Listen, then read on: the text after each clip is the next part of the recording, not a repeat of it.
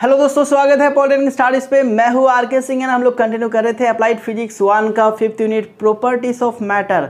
And आखिरी class में हम लोगों ने बात की थी स्ट्रेस वर्सेस स्ट्रेन कर्व के बारे में एंड उसी के साथ हम लोगों ने हुक्स लॉ को भी डिस्कस किया था। तो आज के क्लास में हम लोग बात करने वाले हैं मॉड्यूलस ऑफ इलास्टिसिटी के बारे में एंड उसी के साथ डिस्कस करेंगे कुछ कंस्टेंट के बारे में। तो दोस्तों, लास्ट क्लास में हम लोगों ने जब हुक्स लॉ को पढ़ा था तो हुक्स लॉ में क्या बताया गया है, within elastic limit the stress is directly proportional to the strain, ऐसा बताया गया था हुक्स लॉ में। ओके, ठीक है।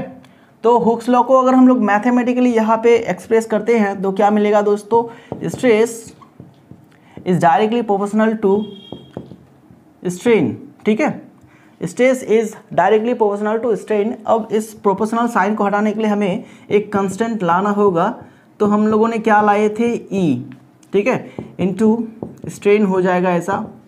एंड यहाँ से अगर हम लोग ई का वैल्यू निकालते हैं तो हमें क्या मिलेगा, स्ट्रेस बाय स्ट्रेन। ठीक है, ये जो ई हम लोगों ने लाए हैं दोस्तों, इस कांस्टेंट को कहा जाता है कांस्टेंट ऑफ प्रोपोर्शनलिटी। इसका दूसरा नाम है मॉड्यूलस ऑफ इलास्टिसिटी। ठीक है, modulus of elasticity. And modulus of elasticity कौन से फैक्टर में डिपेंड करता है, ये हम लोगों ने आखिरी क्लास में डिस्कस किया था। तो आज के लिए हम लोग यहाँ से शुरू करते हैं। ई इज इक्वल टू क्या है दोस्तों, स्ट्रेस बाय स्ट्रेन। ई जिसको हम लोग कहते हैं मॉड्यूलस ऑफ इलास्टिसिटी। ठीक है, तो कितने type of modulus of elasticity होते हैं उसको आज हम लोग डिस्कस करेंगे एक एक करके। तो यहाँ पे लिखेंगे types of modulus of elasticity. चलो यहाँ पे लिखते हैं types of modulus of elasticity. ठीक है, तो सबसे पहले बात करेंगे हम लोग पहला type, that is Young's modulus of elasticity. तो यंग्स मॉडुलस क्या होता है दोस्तों, ये रेशियो होता है longitudinal stress and longitudinal strain का। ठीक है, Young modulus is defined as the ratio, Young modulus is defined as the ratio of longitudinal stress and longitudinal strain within elastic limit. ठीक है, तो हम लोग इसको इस तरह से लिख सकते हैं, it is the ratio of longitudinal stress and longitudinal strain within elastic limit. ठीक है, विदिन एलास्टिक लिमिट। चलो यहाँ से हम लोग ऐसे लिखते हैं, the ratio of longitudinal stress and longitudinal strain within elastic limit is called Young's modulus of elasticity. Modulus of elasticity. ठीक है, ओके। तो इसका फॉर्मूला कैसा होगा,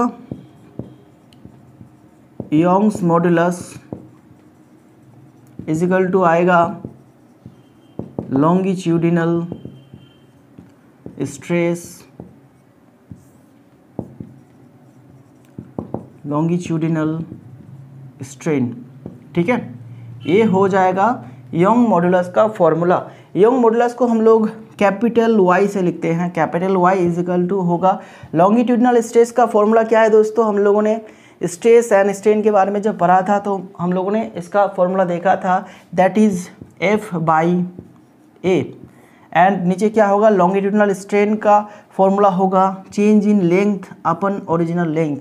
तो इसको अगर हम लोग सिंप्लीफाई करते हैं तो हमें क्या मिलेगा दोस्तों, y is equal to F delta L, नीचे रहेगा a and l। Okay, that is the formula for Young modulus. Okay, यहाँ से हम लोग इस फॉर्मूला से हम लोग इसका ऐसा यूनिट भी निकाल सकते हैं एंड डायमेंशनल फॉर्मूला भी निकाल सकते हैं। तो ऐसा यूनिट क्या होगा इसका, देखो ऐसा यूनिट, चलो ऐसा यूनिट देखो यहाँ पे फोर्स है, ये है आपका एरिया, ठीक है, फोर्स बाय एरिया। एंड ये दोनों डेल्टा एल बोले तो लेंथ एंड एल बोले तो लेंथ, तो लेंथ ये वैनिश हो जाएगा, सिर्फ हमारे पास क्या रहेगा, फोर्स बाय एरिया। तो ऐसा यूनिट क्या होगा इसका, न्यूटन पर मीटर स्क्वायर, ठीक है। इसको आप एक लाइन पे ऐसे लिख सकते हैं, न्यूटन मीटर का पावर -2, ठीक है। एंड इसको पास्कल भी कहा जाता है, पास्कल, ठीक है। तो ये हो गया ऐसा यूनिट। अब अगर बात करते हैं हम लोग डायमेंशनल फॉर्मूला की, तो डायमेंशनल फॉर्मूला क्या होगा, बोलो। डायमेंशनल फॉर्मूला बस यूनिट से निकाल लेते हैं। न्यूटन, ये फोर्स है, फोर्स का डायमेंशनल फॉर्मूला क्या है दोस्तों, mLT⁻²।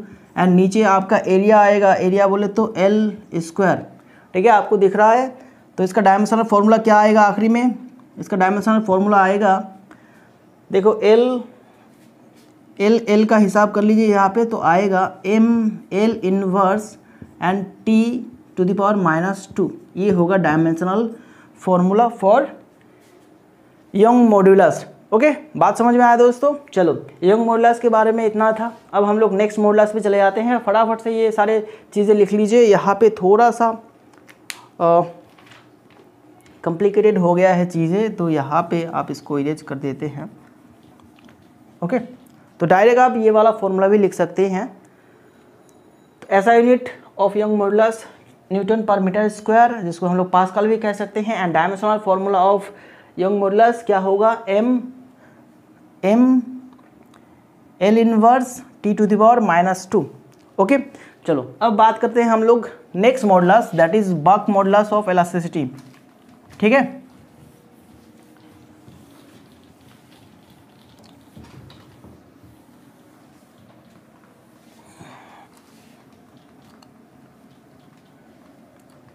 Type 2, that is bulk modulus of elasticity, ठीक है, बक मॉड्यूलस ऑफ इलास्टिसिटी। तो ये क्या होगा दोस्तों, the ratio between normal stress, ठीक है, the ratio between normal stress and volumetric strain within elastic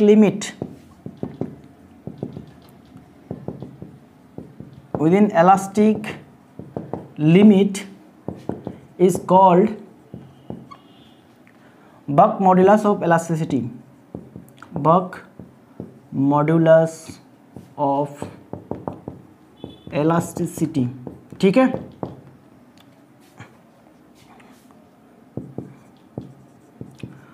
buck modulus of elasticity, इसका फॉर्मूला क्या होगा दोस्तों, इसका फॉर्मूला होगा normal stress by volumetric strain, ठीक है, बात समझ में आया। तो इसको अगर हम लोग फॉर्मूला के साथ लिखते हैं तो क्या होगा, बक मॉड्यूलस को हम लोग के से रिप्रेजेंट करते हैं, के। एंड नॉर्मल स्ट्रेस बोले तो आपका जो फोर्स नॉर्मली लगता है, डायरेक्ट आपका परपेंडिकुलर लगता है, ठीक है, तो वो हो जाएगा फोर्स अपन एरिया।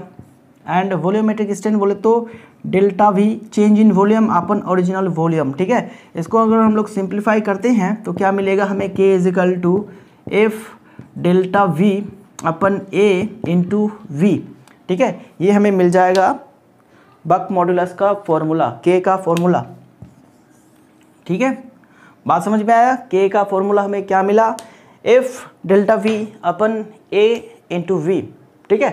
तो यहाँ से अगर हम लोग ऐसा यूनिट निकालते हैं, इसका क्या होगा, इसका ऐसा यूनिट, देखो यहाँ पे भी ये जो वॉल्यूम है, ये दोनों वॉल्यूम वैनिश हो जाएगा, सिर्फ रहेगा हमारे पास क्या, फोर्स बाय एरिया। तो ऐसा यूनिट क्या होगा दोस्तों, न्यूटन पर मीटर स्क्वायर, जिसको हम लोग न्यूटन मीटर ऐसे लिख सकते हैं। एंड और इसका दूसरा यूनिट है पास्कल, ठीक है, पास्कल भी हम लोग कह सकते हैं। एंड डायमेंशनल फॉर्मूला बिल्कुल सेम रहेगा, जैसे कि हम लोगों ने यंग मॉडुलस के केस में देखा था, डायमेंशन SION, डायमेंशन क्या होगा इसका, ML inverse T⁻², that is the dimension. ठीक है, तो ये हो गया हमारा बक मॉडुलस ऑफ इलास्टिसिटी। दोस्तों देखो, सॉलिड के केस में बक मॉडुलस ऑफ इलास्टिसिटी सबसे ज़्यादा होता है, लिक्विड के केस में उससे थोड़ा कम होता है, एंड गैस के केस में और भी ज़्यादा कम होता है। ठीक है, तो हम लोग यहाँ पे लिख सकते हैं ऐसे नोट करके, नोट में लिखेंगे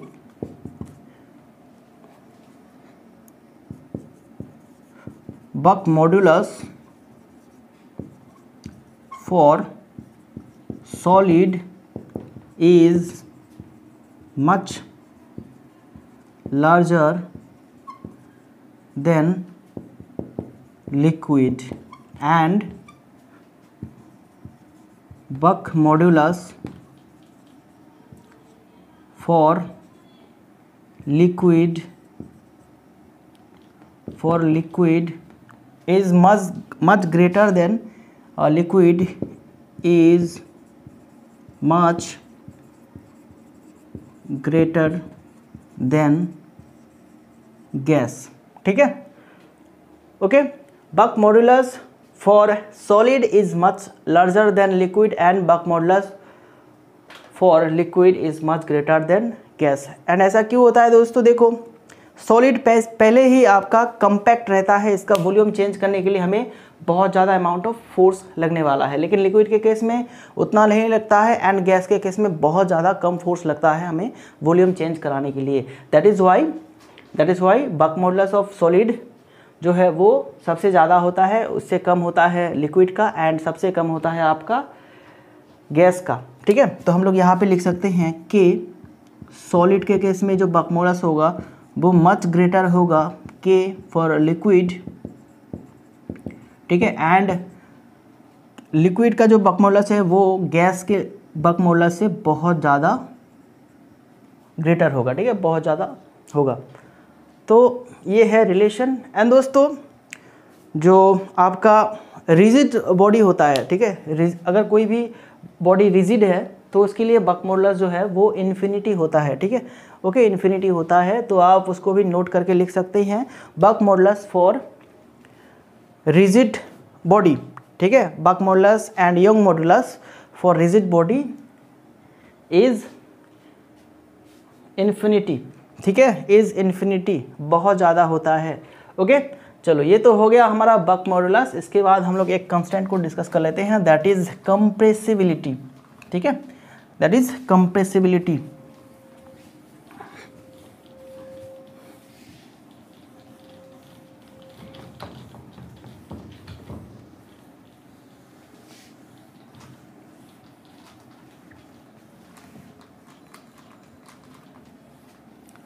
अब हम लोग बात करने वाले हैं कंप्रेसिबिलिटी के बारे में।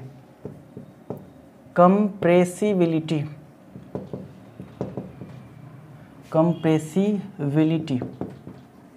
ठीक है, जिसको C से लिखा जाता है। तो कंप्रेसिबिलिटी क्या है दोस्तों, compressibility of a material is the reciprocal of bulk modulus. तो बक मॉडुलस का जो रेसिप्रोकल होता है उसी को हम लोग क्या कहते हैं, कंप्रेसिबिलिटी कहते हैं। Compressibility of a material is the reciprocal of Buck modulus। ठीक है, Buck modulus of elasticity।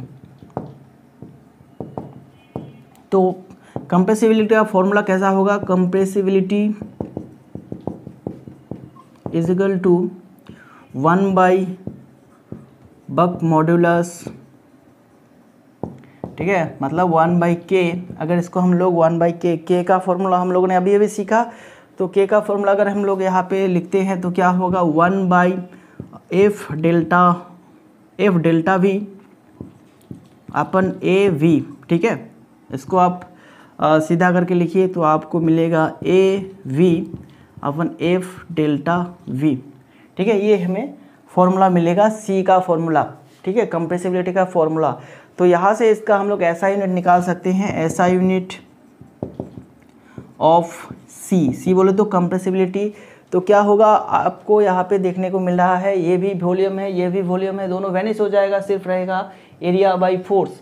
ठीक है, एरिया का यूनिट है मीटर स्क्वायर एंड फोर्स का यूनिट है न्यूटन इनवर्स होगा यहाँ पे। ठीक है, मीटर स्क्वायर पर न्यूटन।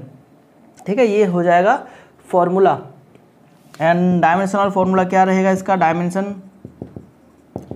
मीटर स्क्वायर बोले तो कुछ इस तरह से इसको एनालाइज कर लेते हैं। और मीटर स्क्वायर बोले तो यहाँ पे एल का स्क्वायर एंड नीचे रहेगा MLT-2। ठीक है, तो यहाँ पे क्या आएगा दोस्तों, M inverse L and T2, कुछ इस तरह का डायमेंशनल फॉर्मूला हमें देखने को मिलेगा कंप्रेसिबिलिटी के लिए। ठीक है, एंड यहाँ पे भी आप नोट करके लिखिए, compressibility for gas is much greater than liquid and compressibility of liquid is much greater than solid। ठीक है, तो बक मॉड्यूलस एंड कंप्रेसिबिलिटी क्या है, एक दूसरे के साथ रेसिप्रोकल है। Bulk modulus for solid is much greater. ठीक है, तो सॉलिड के लिए जो बक मॉड्यूलस होता था वो सबसे ज़्यादा होता था, लेकिन यहाँ पे उसका उल्टा होगा, यहाँ पे गैस का जो कंप्रेसिबिलिटी है वो सबसे ज़्यादा होगा, क्योंकि कम अमाउंट ऑफ फोर्स में हम लोग गैस को ज़्यादा कंप्रेस कर सकते हैं। तो नोट में हम लोग यहाँ पे लिखेंगे कंप्रेसिबिलिटी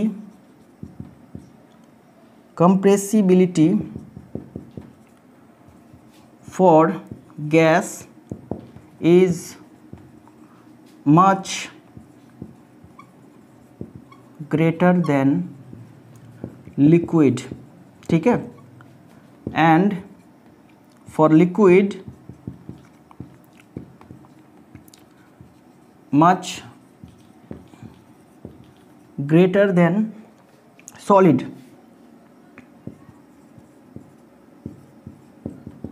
ठीक है, तो यहाँ पे हम लोग लिख सकते हैं C फॉर गैस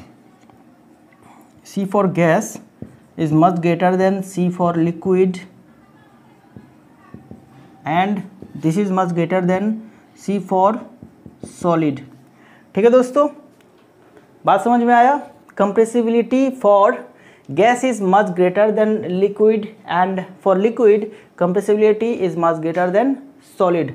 ओके, तो compressibility of gas is much greater than compressibility of liquid, compressibility of liquid is much greater than compressibility of solid. ठीक है दोस्तों, ये था हमारा कंप्रेसिबिलिटी। देन हम लोग चले जाते हैं next modulus of elasticity, that is rigidity modulus और मॉडुलस ऑफ रिजिडिटी। ठीक है,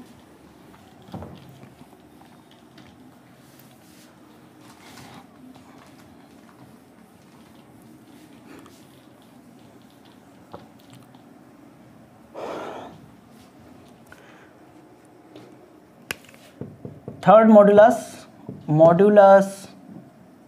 ऑफ रिजिडिटी। ठीक है, इसको हम लोग लिखते हैं इस साइन से, दैट इज ईटा। ठीक है, द रेशियो ऑफ शेयरिंग और टेंजेंशियल फोर्स और स्ट्रेस। ठीक है, the ratio of tangential stress and sharing strain within elastic limit is called modulus of rigidity. The ratio of shearing stress and shearing strain within elastic limit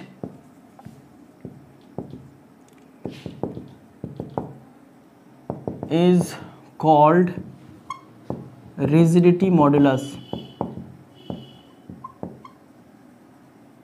ठीक है, तो rigidity modulus का formula हम लोग इस तरह से लिख सकते हैं,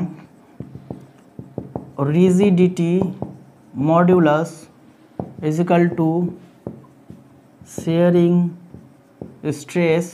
ठीक है, शेयरिंग स्ट्रेस का दूसरा नाम है टेंजेंशियल स्ट्रेस एंड नीचे लिखेंगे शेयरिंग स्ट्रेन। ठीक है, ये हो गया हमारा फॉर्मूला। शेयरिंग स्ट्रेस बोले तो क्या है दोस्तों, शेयरिंग स्ट्रेस का फॉर्मूला और शेयरिंग स्ट्रेस का फॉर्मूला है आपका F/A एंड शेयरिंग स्ट्रेस का स्ट्रेन का फॉर्मूला क्या था, Δx/H। ठीक है, तो इस वाले पार्ट को हम लोगों ने शेयरिंग स्ट्रेस क्या होता है, शेयरिंग स्ट्रेन क्या होता है, इसको हम लोगों ने बेहतर तरीके से समझा था जब हम लोगों ने स्ट्रेस एंड स्ट्रेन के बारे में सीखा था। ओके, ठीक है ना। तो अभी हम लोग क्या लिख सकते हैं, इसको सिंप्लीफाई करके ऐसे लिखेंगे, क्या आएगा इसका, F/A इंटू आएगा आपका H एंड Δx। ठीक है, ये हो जाएगा क्या, रिजिडिटी मॉडुलस का फॉर्मूला। एंड यहाँ से हम लोग SI यूनिट निकाल सकते हैं, SI यूनिट देखो यहाँ पे H जो है दोस्तों वो भी लेंथ है एंड Δx क्या है, वो चेंज इन लेंथ है। ठीक है ना, तो अब ये दोनों वैनिश हो जाएगा क्योंकि दोनों ही लेंथ है, तो हमारे पास क्या रहेगा, फिर से वही चीज़ रहेगा, दैट इज़ न्यूटन पर मीटर स्क्वायर, और जिसको हम लोग पास्कल भी कहते हैं। ठीक है, और जिसको हम लोग कहते हैं पास्कल। ठीक है ना, उसके बाद क्या है दोस्तों, उसके बाद आपका आता है डायमेंशनल फॉर्मूला क्या होगा, ML inverse T⁻², that is the dimensional formula for rigidity modulus. ठीक है दोस्तों, चलो अब हम लोग इसके बाद डिस्कस करेंगे पॉइसन्स रेशियो। ठीक है, पॉइसन्स रेशियो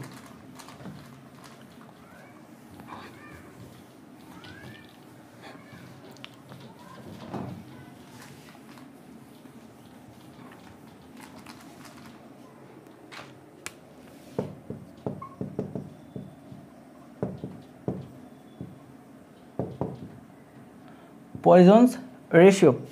ओके, अब क्या है दोस्तों, ये कौन सा रेशियो है, it is the ratio of lateral strain to longitudinal strain.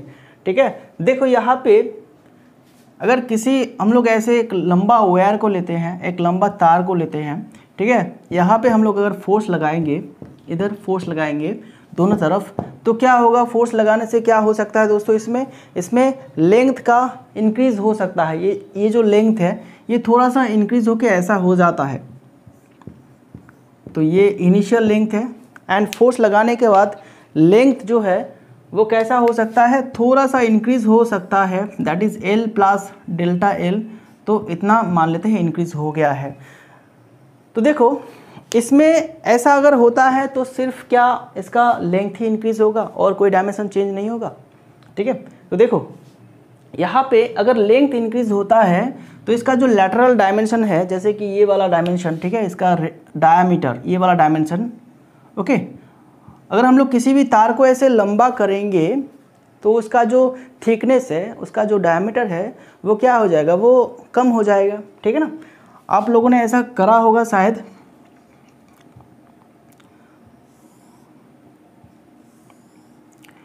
किसी भी पाइप को, ठीक है, कोई भी फ्लेक्सिबल पाइप या फिर रबर, कोई भी चीज़ मान लीजिए, फ्लेक्सिबल पाइप या फिर रबर का लेंथ इतना है, जब आप लोग दोनों तरफ से इसको खींचते हैं तो देखिएगा ये थोड़ा सा पतला हो जाता है, इसका थिकनेस थोड़ा सा कम हो जाता है। ओके, ठीक है ना, इसी को हम लोग कहते हैं lateral strain.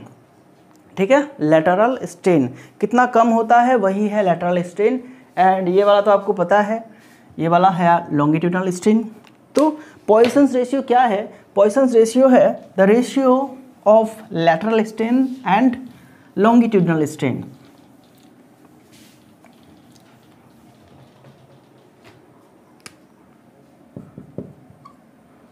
The ratio of lateral strain and longitudinal strain। ठीक है, पॉइसन्स रेशियो क्या है दोस्तों, the ratio of lateral strain and longitudinal strain within elastic limit is called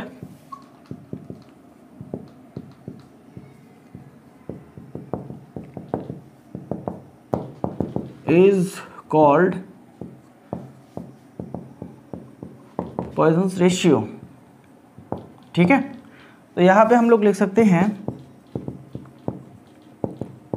ratio is equal to क्या होगा, लैटरल स्ट्रेन अपन longitudinal strain. ठीक है, तो लैटरल स्ट्रेन को कैसे लिखेंगे, change in diameter, that is हम लोग लिखेंगे इसको delta D and original diameter D. ठीक है, ये हो गया आपका lateral strain. And longitudinal strain क्या है, delta L by original length. ठीक है, delta L by original length. And यहाँ पे हम लोग एक माइनस साइन को भी ऐसे लिख सकते हैं, माइनस साइन को भी ऐसे लिख सकते हैं। अब माइनस साइन हम लोग क्यों लिखेंगे, बिकॉज देखो अगर लेंथ इंक्रीज होगा तो इसका जो डायमीटर है वो पतला हो जाएगा। जैसे कि मैंने रबर का एग्जांपल दिया, रबर को अगर आप खींचेंगे तो उसका लेंथ तो बढ़ जाएगा लेकिन उसका थिकनेस जो है वो पतला हो जाएगा। ठीक है, तो इसलिए हम लोग इस माइनस साइन को यहाँ पे लिखेंगे। तो आप यहाँ पे लिख सकते हैं negative sign indicates that as length increase diameter decrease. Negative sign indicates that as length increase diameter decrease। ठीक है, इन दोनों के बीच में ऑपोजिट रिलेशन है, अगर लेंथ बढ़ता है तो फिर डायमीटर डिक्रीज होगा। एंड इसी को यहाँ पे एक्सप्रेस करने के लिए हम लोग नेगेटिव साइन का यूज़ करते हैं। ठीक है, चलो तो अब देखो इसका अगर एसआई यूनिट की बात करें, एसआई यूनिट ऑफ पॉइसन्स रेशियो, तो यहाँ पे आपको क्या देखने को मिला है, ये दोनों ही क्या है दोस्तों, लेंथ का रेशियो है, ये दोनों ही लेंथ का रेशियो है। तो यहाँ पे ये दोनों वैनिश हो जाएगा, यहाँ पे ये दोनों वैनिश हो जाएगा। तो अल्टीमेटली हमारे पास कोई भी यूनिट नहीं रहेगा, यूनिट लेस। ठीक है, पॉइसन्स रेशियो क्या है दोस्तों, यूनिट लेस है। एंड डायमेंशन भी नहीं रहेगा इसका, डायमेंशन लेस।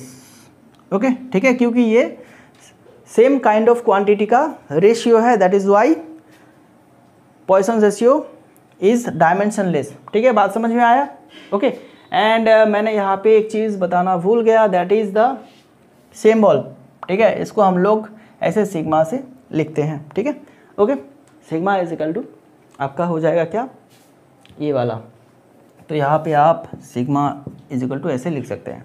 ठीक है दोस्तों, तो हमारा ये पॉइसन्स रेशियो हो गया। अब हम लोगों ने जितने भी सीखे हैं उन सभी के बीच में हम लोग अब रिलेशन देख लेते हैं, क्या क्या रिलेशन है। यंग मॉडुलस, बक मॉडुलस, कंप्रेसिबिलिटी, देन उसके बाद हम लोगों ने मॉडुलस ऑफ रिजिडिटी एंड जो पॉइसन्स रेशियो सीखे हैं, तो उन सभी के बीच में रिलेशन क्या है, रिलेशन को हम लोग अभी देख लेते हैं। ठीक है, तो हेडिंग लगाएंगे relation among the modulus of elasticity and constants।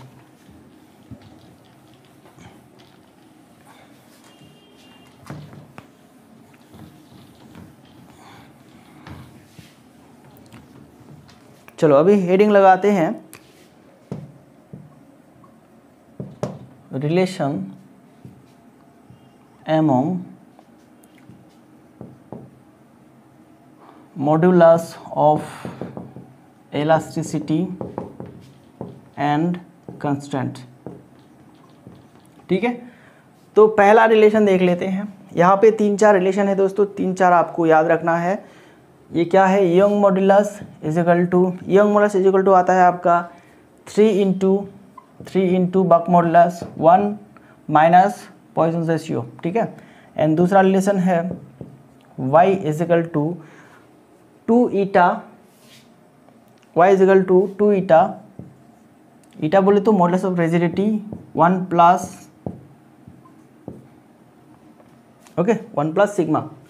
ठीक है, देन उसके बाद थर्ड रिलेशन आता है आपका 3/y, 3 Young modulus is equal to 1/ईटा प्लस 1/3k, 1/ईटा प्लस 1/3k। एंड चौथा रिलेशन कैसा आता है दोस्तों, sigma is equal to 3k minus 2 eta, sigma is equal to 3k minus 2 eta, and नीचे होगा 6k प्लस 2 ईटा। ठीक है, 6k प्लस 2 ईटा। तो ये होगा रिलेशन, ये चारों रिलेशन होता है। यहाँ से इन चारों रिलेशन से हमें निकालना होता है। अगर हमें यहाँ से देखो, जैसे 2 नंबर रिलेशन है। यहाँ पे अगर हमें दिया जाता है ईटा का वैल्यू एंड सिग्मा का वैल्यू, देन हम लोग यहाँ से यंग मॉडुलस का वैल्यू निकाल सकते हैं। एंड अगर हमारे पास बक मॉडुलस एंड सिग्मा का वैल्यू है तो फिर हम लोग यहाँ से रिलेशन नंबर 1 से निकाल सकते हैं यंग मॉडुलस। ओके, वैसे ही अगर हमारे पास bulk modulus and modulus of rigidity का वैल्यू है तो हम लोग यहाँ से सिग्मा का वैल्यू निकाल सकते हैं। ठीक है ना। चलो, तो रिलेशंस को हम लोग न्यूमेरिकल में यूज़ करते हैं, लेकिन आपके सिलेबस में न्यूमेरिकल नहीं है, ऐसा सिलेबस में लिखा हुआ है। ठीक है ना। अगर सिंपल न्यूमेरिकल प्रॉब्लम होता लिखा तो फिर मैं डेफिनेटली न्यूमेरिकल कराता यहाँ से। चलो, अब क्या है दोस्तों, लास्ट टॉपिक आज का, stored potential energy per unit volume of spring. ठीक है, देखो स्प्रिंग हम लोगों ने सभी देखा है, स्प्रिंग कैसा होता है, ऐसा होता है स्प्रिंग। ठीक है ना।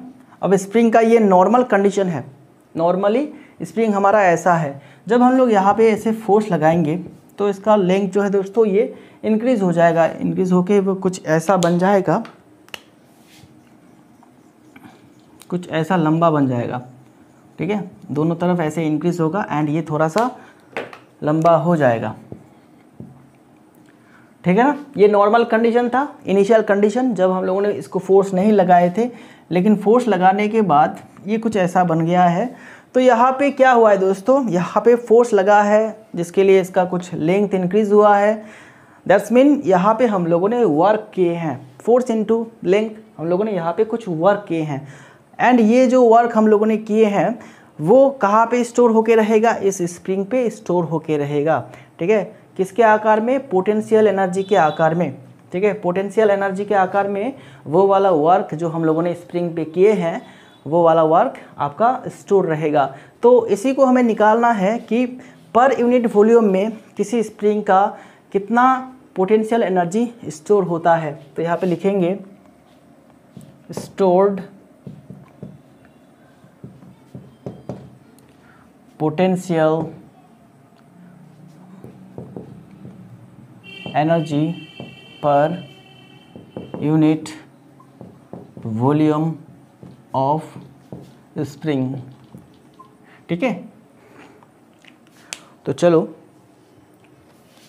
इसको भी इरेज कर देते हैं।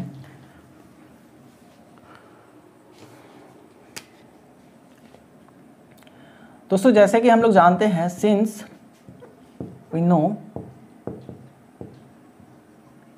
फोर्स, अच्छा फोर्स को मैं कैपिटल से लिखता हूँ, फोर्स प्रोपोर्शनल टू एल, जितना फोर्स हम लोग देंगे लेंथ का इंक्रीज उतना होगा। ये तो हमें पता है, हम लोग जितना उसको खींचेंगे स्प्रिंग उतना ज़्यादा लंबा होता जाएगा।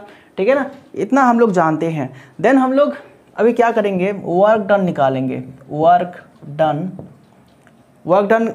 का फॉर्मूला क्या है दोस्तों, force into average force into, यहाँ पे लेंथ का इंक्रीज जो है दोस्तों उसको हम लोग क्या कह सकते हैं, एक्सटेंशन या फिर इलोंगेशन भी हम लोग कह सकते हैं। चलो यहाँ पे हम लोग लिखते हैं एक्सटेंशन, कितना लंबा हुआ है। तो एवरेज फोर्स क्या है दोस्तों, इनिशियल कंडीशन में हम लोगों ने कितना फोर्स लगाए थे, हम लोगों ने इनिशियल कंडीशन में 0 फोर्स लगाए थे। बाद में हम लोगों ने कितना लगाए हैं, फोर्स एफ, एंड इसको अगर हम लोग एवरेज कर देते हैं तो हमें ये मिल जाएगा। इनटू क्या होगा, इधर एक्सटेंशन कितना हुआ है, मान लेते हैं एल एक्सटेंशन हुआ है। ठीक है, एल एक्सटेंशन हुआ है एंड ये क्या हो जाएगा, हाफ एफ एल, कुछ इस तरह का हो जाएगा हमारा वर्क डन। ठीक है, वर्क डन इतना हो जाएगा। अभी हम लोग क्या निकालेंगे दोस्तों, stored potential energy, stored potential energy, इतना वर्क हम लोगों ने किए हैं तो ये वाला वर्क क्या पोटेंशियल एनर्जी के आकार में जमा होगा। तो हम लोग तो जानते हैं इतना एनर्जी जमा होगा, लेकिन पर यूनिट वॉल्यूम में कितना एनर्जी जमा होगा उसको हम लोग कैसे निकालेंगे, stored potential energy per unit volume. ठीक है, तो पोटेंशियल एनर्जी को हम लोग यू से लिखते हैं ऐसे, यू इज इक्वल टू क्या हो जाएगा दोस्तों, work by volume, work by volume. तो वर्क हमारे पास कितना है, half F L and volume को कैसे निकालेंगे? वॉल्यूम को हम लोग निकालते हैं एरिया इंटू लेंथ। तो ओरिजिनल एरिया हमारा कितना है? Area of cross section A and original length मान लेते हैं एल। ठीक है, स्प्रिंग का जो ओरिजिनल लेंथ था वो कितना था? ऐसे था, दैट इज़ कैपिटल एल मान लिए हैं हम लोगों ने। एंड स्प्रिंग का जो लेंथ इंक्रीज हुआ था, ठीक है, ये वाला, इसको स्मॉल एल हम लोगों ने माने हैं। चलो अब देखो, इसको हम लोग थोड़ा सा सिंप्लीफाई करते हैं। हाफ को हम लोग पहले रहने देते हैं एंड यहाँ पे हम लोग एफ बाई ए लिखते हैं and small L upon L. ठीक है, तो देखो हाफ तो रहेगा ही दोस्तों। एफ बाई ए क्या है? फोर्स बाई एरिया जिसको हम लोग कहते हैं स्ट्रेस। ठीक है, फोर्स बाई एरिया क्या होता है दोस्तों? स्ट्रेस। इनटू क्या होगा? ये स्मॉल सा एल क्या है दोस्तों? Change in length. इतना लेंथ चेंज हुआ है जिसको हम लोग ने स्मॉल एल माना है एंड ओरिजिनल लेंथ। तो change in length upon original length, इसको क्या कहते हैं दोस्तों? Longitudinal strain, that is strain. तो यहाँ से हमारा क्या हो गया दोस्तों? U equal to half into stress. अच्छा, हाफ इंटू स्ट्रेस को हम लोग ऐसे लिखेंगे, स्ट्रेस इंटू स्ट्रेन। ठीक है, तो आपको ये सवाल भी पूछा जा सकता है कि ये प्रूव करो कि जो पोटेंशियल एनर्जी होता है per unit volume of spring पे, वो ऐसा होता है half into stress into strain. ठीक है, ये आपको प्रूव करने के लिए पूछा जा सकता है। मेरे टाइम पे पूछा गया था, इसीलिए मैंने करा दिए हैं। आपका तो स्प्रिंग कंस्टेंट नहीं है आपके सिलेबस में, लेकिन फिर भी मैंने इसको करा दिए हैं क्योंकि थोड़ा बहुत इम्पोर्टेंट है। तो दोस्तों यहाँ से हमारा इलास्टिसिटी टॉपिक फिनिश हो रहा है एंड नेक्स्ट क्लास में हम लोग बात करेंगे प्रेशर के बारे में। ठीक है, pressure, absolute pressure, then gauge pressure, atmospheric pressure. ठीक है ना, तो चलो मिलते हैं नेक्स्ट क्लास में, लेकिन तब तक के लिए आप अपना ख्याल रखिएगा एंड स्टडी बराबर करते रहिएगा। चैनल पे नए आए हैं तो चैनल को सब्सक्राइब कर लीजिएगा एंड अपने दोस्तों में क्लास को डेफिनेटली शेयर कीजिए। ठीक है, क्लास अच्छा लगे है तो क्लास को लाइक करना बिल्कुल मत भूलिए। तो दोस्तों मिलते हैं नेक्स्ट क्लास में। Thank you very much.